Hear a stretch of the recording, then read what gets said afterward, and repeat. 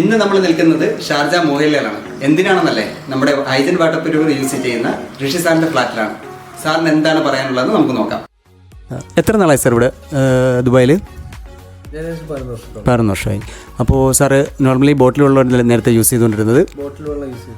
ഉണ്ടായിരുന്നു. അപ്പോൾ ഇപ്പോൾ നമ്മുടെ ഹൈജൻ വാട്ടർ പ്യൂരിഫയർ യൂസ് ചെയ്യുമ്പോഴും ബോട്ടിൽ വെള്ളവും തമ്മിലുള്ള ഡിഫറൻറ്റ് എന്താണ് സാറിന് മനസ്സിലാവുന്നത്?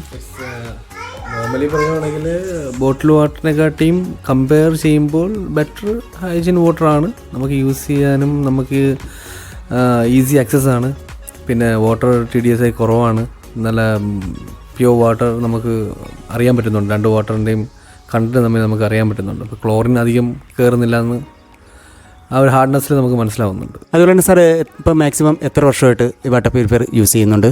ഏകദേശം ഇപ്പോൾ 1 വർഷത്തോളമായി ഞാൻ യൂസ് ചെയ്യുന്നുണ്ട്.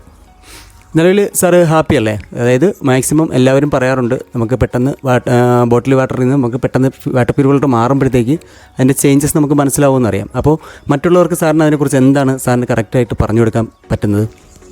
നോർമലി ഇത് ഹൈജീൻ വാട്ടർ ആയതുകൊണ്ട് കുട്ടികൾക്കും മുതിർന്നവർക്കും പ്രായവർക്കും എല്ലാം നമുക്ക് ഈസി യൂസാണ്. വലിയ പ്രശ്നങ്ങളൊന്നും എനിക്ക് തോന്നിയിട്ടില്ല. അതുകൊണ്ട് ഞാൻ എൻ്റെ ഒരു 2 ഫ്രണ്ട്സിനെയും കൂടെ ഞാൻ സജസ്റ്റ് ചെയ്തിട്ടുണ്ട്. അവരും എടുത്തിട്ടുണ്ട്.